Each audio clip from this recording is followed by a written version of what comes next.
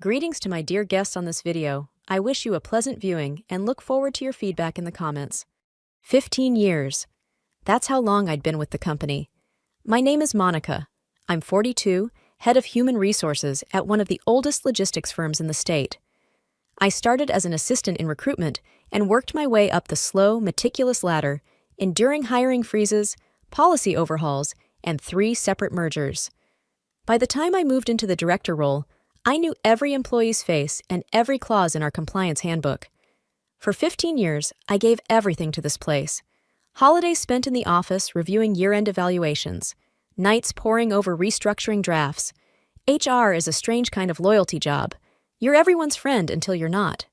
I never asked for credit, just stability. Then came the new CEO. He was tall, trim, the kind of man whose suit seemed more expensive than his car. His name was Jordan Cross, recruited from some tech-adjacent private equity firm in San Francisco. The board called him fresh blood. To me, he looked like a scalpel. Our meeting wasn't even scheduled. I was summoned. 9:30 a.m. sharp. Conference room 6B. When I walked in, he didn't look up from his laptop, just gestured vaguely at the chair opposite him. I sat down, smoothed my skirt, tried not to feel the sudden chill in the air. "Monica Green," he said, eyes still on the screen.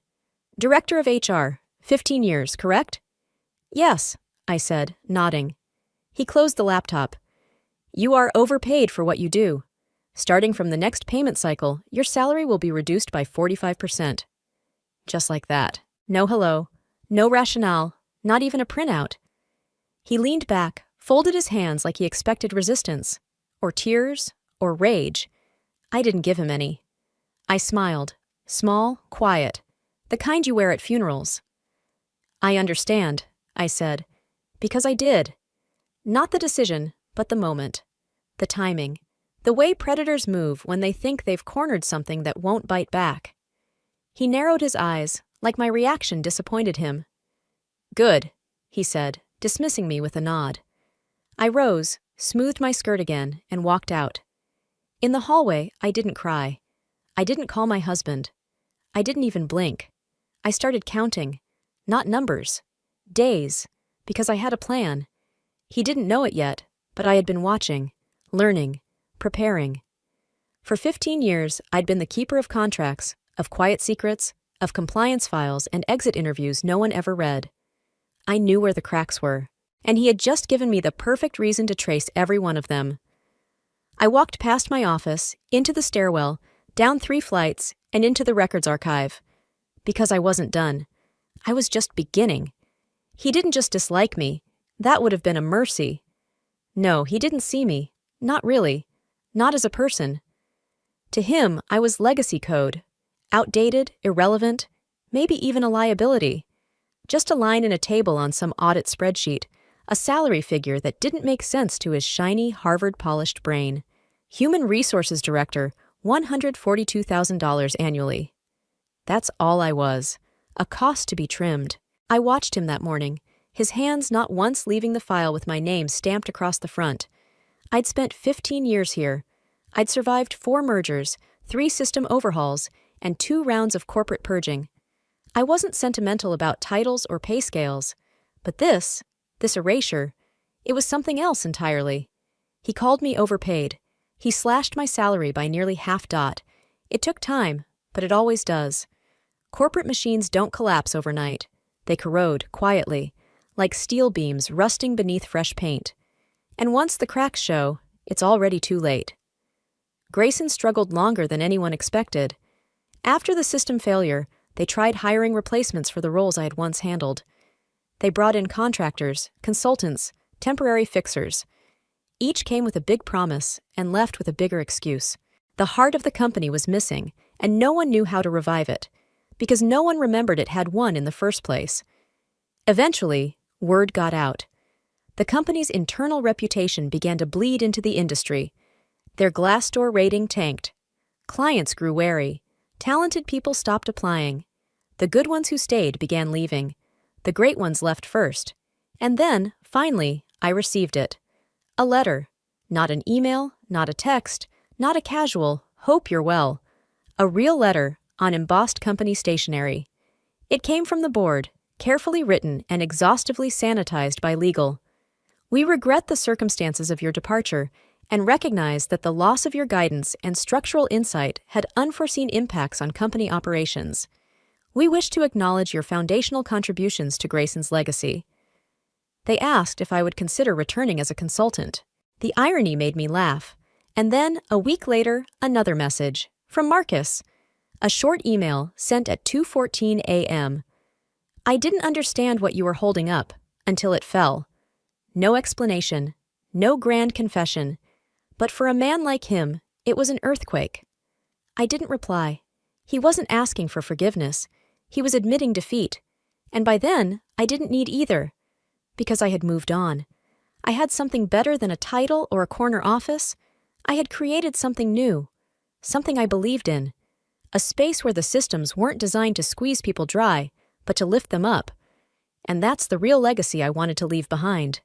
At my new company, we did things differently. We didn't just say we valued our people, we built mechanisms that proved it. We created exit pathways that were just as thoughtful as our onboarding ones. We didn't celebrate burnout as commitment or silence as compliance. I trained people not to become heroes, but to build systems so resilient, heroes wouldn't be necessary. We printed our first cultural handbook and titled it, How to Stay Whole in a Broken System. I included a page at the end, just a single sentence. Respect the quiet ones. They're usually the ones keeping everything from collapsing. I sent a copy to Marcus. No return address, no commentary, just that. And maybe that was the most powerful moment of all. Not the switch, not the silence, not even the fall. But knowing that in the end, I hadn't destroyed anything. I had just stopped catching what no one else wanted to hold. The real lesson? It's not about revenge. It's not about being dramatic or loud or triumphant in the ways movies love to show. It's about proving your worth without demanding attention, about knowing that your value isn't tied to how others treat you. It's how deeply the world changes when you leave. I had spent 15 years in a game I thought I was winning by surviving. Then I realized, surviving isn't the win. Leaving on your terms is. She didn't take revenge. She simply removed herself from the game, and the players fell on their own. And I smiled. I understand, I said. The words were hollow, automatic. But inside, something was shifting. Not breaking, not yet, just realigning. Because I knew what he didn't. I was the system. I had lived inside it, breathed it, massaged its chaos into order for over a decade. I wasn't on the org chart to make someone feel safe. I made the org chart make sense. I knew where the bodies were buried. Not literally, of course, but every executive misstep, every HR cover-up, every paper trail slightly edited for optics. When I left his office, I didn't cry. I didn't text anyone. I didn't call my husband or vent in the break room. I just walked back to my desk, booted up my laptop, and started counting. Not sheep, not blessings, accounts, access points, vulnerabilities. See, it's funny what 15 years buys you. It buys you respect from employees who came to you scared and left empowered. It buys you copies of contracts no one remembers printing. It buys you screenshots and files and archived threads of conversations most people forgot ever existed. And it buys you silence. Because while I smiled at Marcus Latimer, our new CEO with his cold eyes and colder spreadsheets, I was already building something in my head. A map, a plan, a quiet, surgical awareness that I no longer had anything to hold on to, no loyalty owed, no illusions left. Just me, my knowledge, and a company that thought it could shrink me. He'd made a mistake. Not by cutting my salary. That part didn't even sting anymore. No, his mistake was thinking I was gone just because I didn't make noise. He didn't realize that the people who survive long-term aren't the loud ones. We're the ones who know where the servers are, who set up the compliance workflows, who hold the forgotten passwords. He thought I'd go quietly, and I would, but only for now. They called it a realignment. But I knew the shape of a purge when I saw one. It began quietly, as these things always do. No dramatic firings, no scandalous memos, just a slow erosion of space and status, so subtle that if you weren't paying attention, you'd think it was just coincidence. It started with my office. One morning, I arrived at work to find a young woman, early 20s, impossibly polished, standing at the threshold of what had once been my sanctuary.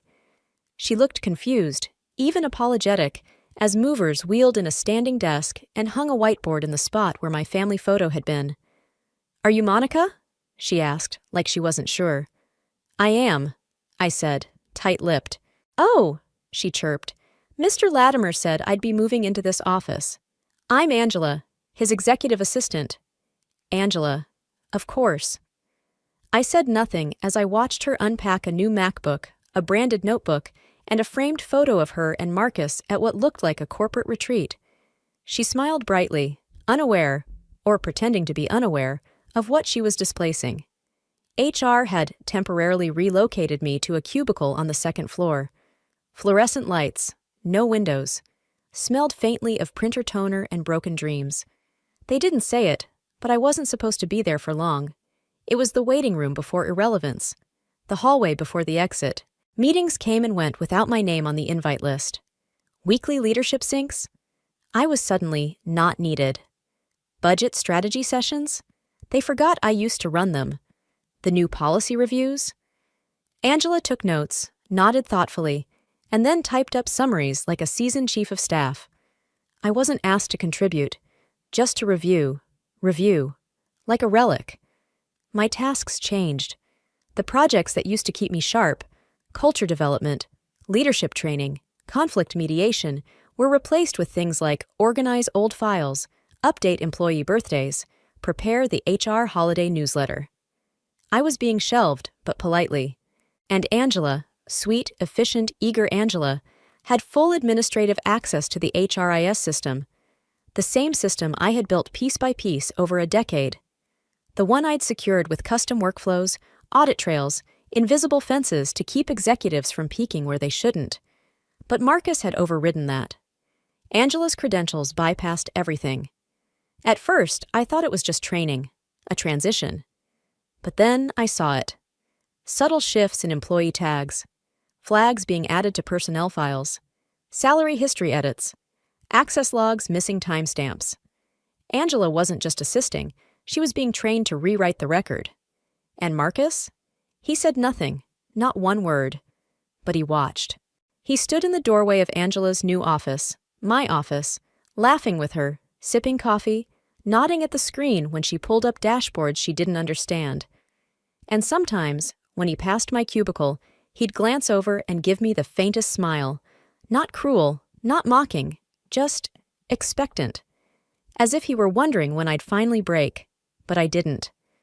I sat there each day, sipping lukewarm coffee from a paper cup, pretending to organize PDFs that didn't matter, and watching as the company quietly erased my fingerprints from its history. They thought I was defeated, but I was watching too, and I was remembering everything. I stopped going home at 5. Actually, I stopped going home before the lights dimmed on the motion sensors. I began arriving just after sunrise, before the front desk staff clocked in, and I stayed until the cleaning crew gave me side glances and subtle hints that maybe it was time to go. "Burning the candle at both ends, huh?" one janitor joked once. I smiled, but I didn't answer. I wasn't burning anything, not yet. What I was doing was building, not revenge, not in the dramatic, vindictive sense. Documentation. I was documenting everything, every login, every access trail, every time-stamped action Angela performed inside the HRIS system, especially the ones she had no business initiating. Salary adjustments made without review, benefit eligibility statuses changed mysteriously, employee profiles quietly tagged underperforming without any formal warning or manager input. I saved screenshots. I exported audit logs. I backed up private correspondence between Angela and Marcus from the admin email catchpoints, the kind only senior HR knew existed. I started my own encrypted journal of the changes I observed, a living record of decisions and their consequences, the names, dates, system actions, all meticulously recorded. If it ever came to it, I wouldn't accuse. I would present. Because sometimes facts scream louder than fury. Here's the thing Marcus didn't seem to understand. When you demote someone who built the foundation, you don't just insult them, you untether them from the burden of protecting it. I used to fix things, quietly, behind the scenes, the emotional custodian of 100 people's workplace trust. When managers faltered, I coached them. When teams fractured, I mediated. When legal tiptoed into dangerous waters, I steered them back. But now I didn't have to. I wasn't required to de-escalate toxic behavior. I wasn't paid anymore to catch ethics violations before they bloomed into lawsuits. I wasn't the firewall between a fragile executive ego and a costly HR incident. So I didn't intervene. I just observed. And that observation became a web. Not malicious, just precise. Angela, young, enthusiastic, well-meaning, didn't realize that by replacing me, she had also inherited responsibilities far beyond her depth. She wasn't trained for the quiet side of HR. She didn't know how to read between what employees say and what they mean. She didn't notice that 3 key department leads stopped submitting their quarterly team surveys. She didn't notice the trend of missed exit interviews. She didn't know that several anonymous complaints had been retracted, not because the problems were fixed, but because the complainants lost faith in the process. I watched her click, delegate, and reassign without tracking the downstream effects. Every oversight, every delay, every incorrect data entry was a loose stone in a dam no one realized was cracking. And Marcus? He let her. He watched her with the proud indulgence of a man who thought he'd solved a puzzle by throwing away half the pieces. They didn't know that I had access to more than just files. I had the trust of people. And while my name was no longer on leadership emails, employees still knocked quietly on my cubicle wall. Still whispered, "Can I ask you something?" Still left notes saying, "You're the only one who listens." Every time they did, I listened more carefully. I didn't fix things anymore. I just recorded. I wasn't the guardian of Grayson's culture. I was its historian, and the history I was keeping was not going to be kind. The invite came on a Thursday. Just a line in my calendar, 10:30 a.m., organizational realignment, final phase. Angela sent it. No explanation, no agenda attached. Not that I needed one. I knew exactly what it meant. I arrived early. Old habit. Punctuality used to be my armor, a small show of control in a world where everything could change without warning. I sat near the back of the large conference room where the windows overlooked the city. The chairs filled slowly. Some folks made an effort not to meet my eyes. Others greeted each other with polite nods, avoiding me like I was a contagious regret. Marcus strolled in at exactly 10:30, smooth and unbothered, wearing one of his perfectly pressed suits and that faint smirk that always felt like it was aimed at someone who wasn't quite in on the joke. Angela followed, tapping something into her tablet. I doubt she even knew what was about to happen. Or maybe she did. Maybe she helped draft it. Marcus didn't look at me, didn't acknowledge me. He went straight to the front, cleared his throat, and launched in. "Thank you all for coming," he began. As we continue to move forward with streamlining our structure for a more agile future, today marks a significant transition. He said, significant, like he was announcing a new software release. He continued, calm, clinical. As of today, the HR director role held by Monica will be discontinued. This change is in alignment with our broader strategic objectives. Effective immediately, Angela will continue to support the executive team during this transition period. 5 sentences. 5 sentences to erase 15 years. There wasn't even a pause. Not a single acknowledgement of my name beyond the mechanical mention. No thanks. No reflection. Not a moment of silence for the sheer weight of what he was discarding. I looked around the room. People sat frozen, hands folded, eyes locked on the table or their coffee cups. No one said a word. No one offered a thank you. No farewell card passed around discreetly before the meeting. No hastily planned lunch. Nothing. Karen from finance wouldn't meet my gaze. Evan, who used to joke about how HR was the only department that didn't sleep, gave me a nervous, half-hearted nod, and then looked back down. Madison, the intern I once coached through her first performance review, typed something quickly on her phone, a message or an escape plan. They were all pretending I didn't exist. I wasn't surprised. Betrayal isn't always loud. Sometimes it just looks like people choosing convenience over conscience. I stood. I smoothed the front of my blouse, tucked my hands calmly behind my back, and straightened my spine. If they weren't going to give me dignity, I'd bring my own. I didn't make a scene. No speeches, no cutting remarks, no last-minute revelations. Not yet. I walked out slowly, quietly, heels clicking against the polished floor as I passed the people I'd spent over a decade protecting, guiding, covering for. The door shut behind me. I rode the elevator down alone. That was the hardest part. The silence. The final, breathless silence of being unneeded.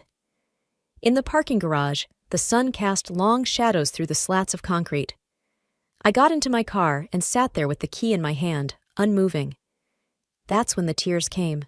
Not sobbing, not angry, just a slow, steady release. Because it wasn't the job I mourned. It was the meaning I had assigned to it. The belief that 15 years of loyalty, of sleepless nights, of stepping in before the cracks showed, that any of it mattered. That I mattered. I looked at my badge still clipped to my blazer. I didn't rip it off. I just stared at it. It had my name, my title, and a barcode that no longer scanned into anything. I had kept this company afloat during scandals, walkouts, lawsuits, breakdowns, firings. I had cleaned up their messes, buried their mistakes, absorbed the heat so others didn't have to, and now I was just gone. It takes less than a minute to erase a nameplate. But some ghosts linger, and they didn't know it yet. Marcus, Angela, the board, all of them. But the ripple had already started. Because the only thing more dangerous than someone angry at being fired is someone who no longer has anything to lose. It happened 3 days after my dismissal. They thought they'd won. Clean cut, no noise, no scandal. My badge was deactivated. My name stripped from the directory. My email bounced back automated replies. This user no longer exists. But I did. Just not where they were looking. That morning, the office was already buzzing before 8 a.m. Phones ringing off the hook, systems glitching, login screens freezing mid-authentication. Angela's Slack account, full admin privileges, showed as inactive. The HRIS platform flashed a red warning bar. Authorization failure. Admin access revoked. Marcus tried logging into the executive dashboard. Denied. The boardroom screen went black during a finance sync. All documents disappeared.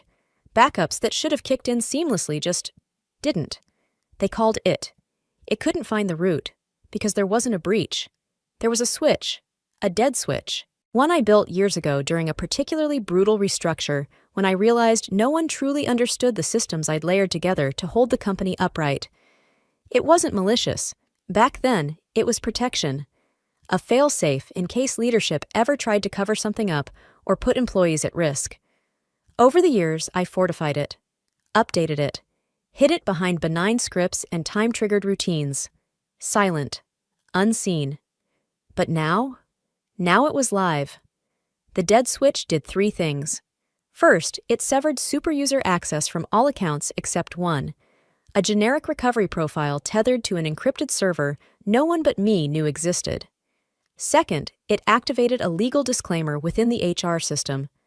Due to administrative oversight and unverified access modifications, responsibility for this infrastructure is officially disclaimed pending review by a certified compliance officer. And third, it dropped a digital breadcrumb into every log file, every audit trail, every system report, a name. Mine. Not out of ego, out of necessity. Because if they were going to erase me, they needed to know what they'd erased. By noon, the panic had set in. I didn't have to be in the office to feel it. A friend from accounting, one of the few who still had a soul, texted me from the restroom. "Monica, what the hell did you build? Marcus looks like he's about to throw his laptop through the wall. Angela's crying. It can't fix anything." I stared at my phone, then at the quiet apartment around me. I hadn't made a system that failed. I'd made one that depended entirely on one thing, responsibility. And they had removed the only person who understood how to carry it. Funny, really. For 15 years, everything landed on my desk. Unfinished reports, half-baked processes, managers too lazy to read policy, confidential complaints swept under the rug until they exploded, and then it was, get Monica to handle it. They never paid attention to how I handled it. They didn't care about the late nights, the compromise, the careful threading of legal, ethical, and emotional boundaries. They just assumed the system worked, because I worked. They assumed stability was the default. Now they were realizing the system wasn't automatic. It was me. Every thread of order, every ounce of compliance, every whisper of internal justice, it all ran through my hands. And now my hands were off the wheel, so the machine stopped, not broken, just waiting. Because this wasn't destruction, this was revelation, and it was only the beginning. By the end of the week, the company was in free fall. Payroll missed its cycle. Employees checked their accounts and saw nothing. No salaries, no reimbursements, just silence from the banking interface. HR couldn't log into the portal. Every login attempt triggered a loop. Session timed out. Contact administrator. But the administrator account didn't exist anymore. Department heads tried to run performance reports, onboarding summaries, training logs, all gone. The files weren't deleted, just inaccessible. Every shortcut now led to a page marked Retired Workflow.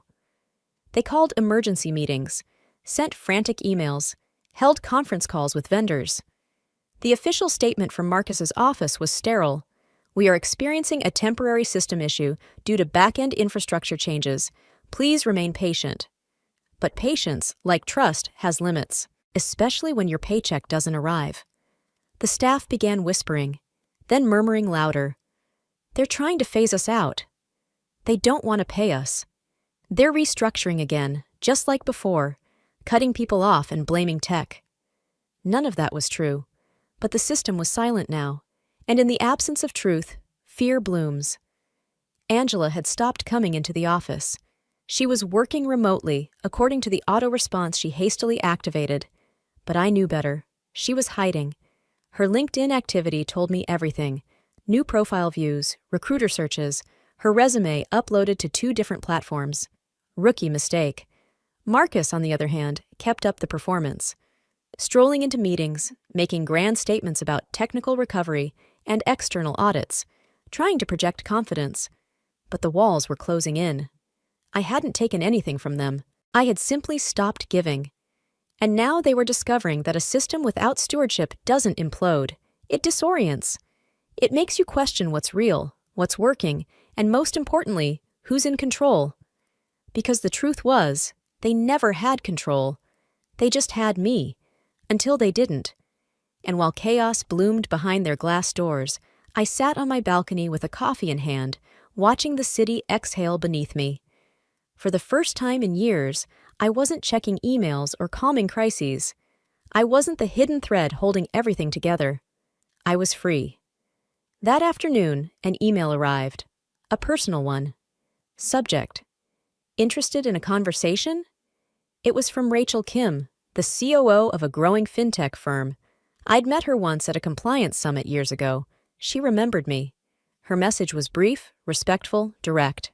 We've been watching your work for a long time.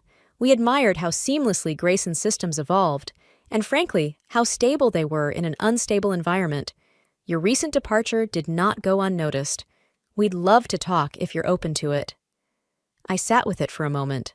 Not surprised. Not exactly. Just aware. Aware that even when I had been invisible, someone had been paying attention. And this time, they saw not just what I did, but who I was. Marcus fell fast.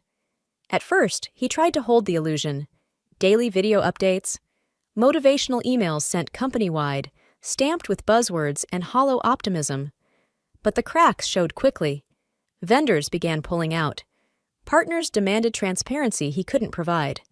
Clients, long accustomed to the seamless HR support structure I'd built, started flagging inconsistencies and delays. Then came the internal mutiny. It started small. A team lead forwarding a broken report with a note. Wasn't this Monica's thing? A payroll associate emailing all staff with a polite but pointed question. When will we be paid? Then it turned. Anonymous messages flooded internal chats. Screenshots of Marcus's dismissals. Whispers about compliance missteps. Staff meetings where no one spoke when he asked for feedback. Silent screens. Cold stares. Leadership by fear only works when people still need you. And now, no one did. One by one, people left. And not just the interns or admin assistants, core people, lifers. The ones who used to sit in the lunchroom telling stories of the old days when the company felt human. They started sending me messages. Some were simple. Thank you. Others were heartbreaking. We didn't realize what you were carrying. By the end of the quarter, Marcus was no longer CEO. He wasn't fired, not publicly, but his strategic advisory leave became permanent. His office was quietly cleared, his name scrubbed from the leadership page, and in his place, an interim team from a partner company, the same partner who had extended me an offer. But it wasn't just an offer, it was an invitation. They didn't want me to just join. They wanted me to lead, not a department, a new branch. The branch that would quietly absorb the best of what Grayson used to be, the people, the processes, the culture before it calcified. And I said yes. Because I didn't want revenge anymore. I wanted revival. I spent the next 3 months rebuilding, not systems, but trust. I redesigned the onboarding process to include mental health resources, work-life balance options, and clear salary transparency. I launched a program called Comfortable Employment, a toolkit for people trying to find not just a job, but a place where they could belong. It included guides on negotiating respectfully, recognizing burnout, navigating corporate transitions with dignity. It was honest, human, the opposite of everything Marcus had embodied. The final version came as a small, bound booklet, cream cover, minimalist design. The title, When the Job Stops Seeing You. And I sent a copy. No return address, just a slip of paper inside. In my handwriting, "You'll need this soon." That was it.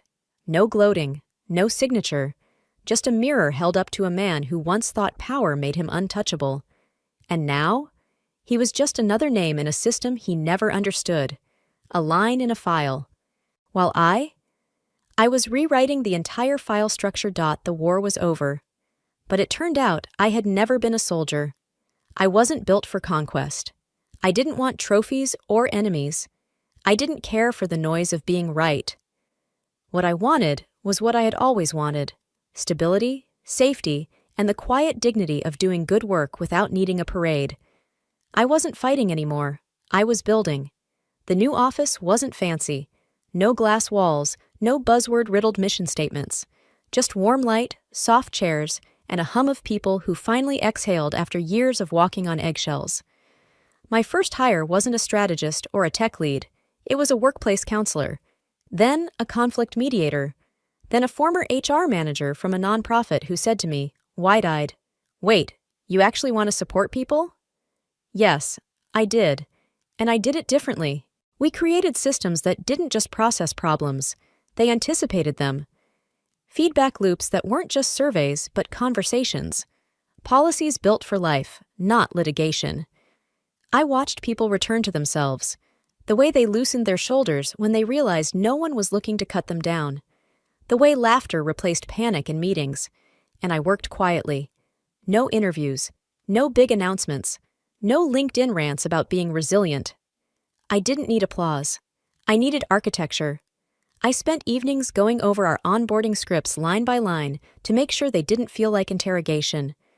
I redesigned performance evaluations to be less about numbers, more about growth. I built a small internal platform called Quiet Praise, a space where colleagues could leave anonymous thank you notes for moments that would otherwise go unnoticed. And I trained successors, not replacements. I taught them not just what buttons to push, but how to recognize the tone of an anxious email, the shift in someone's eyes when they're spiraling but too scared to say it. I taught them what I had once done alone. And then I stepped back. Because this time, I wasn't the only one holding the weight. Sometimes I'd hear whispers about Grayson, about the turnover, the rebrands, the desperate attempt to restructure culture after all the architects left. Someone told me Marcus was consulting now, for startups, teaching leadership under pressure. I didn't laugh, I just nodded, because that wasn't my story anymore. I had removed myself from the game, and the players had fallen on their own.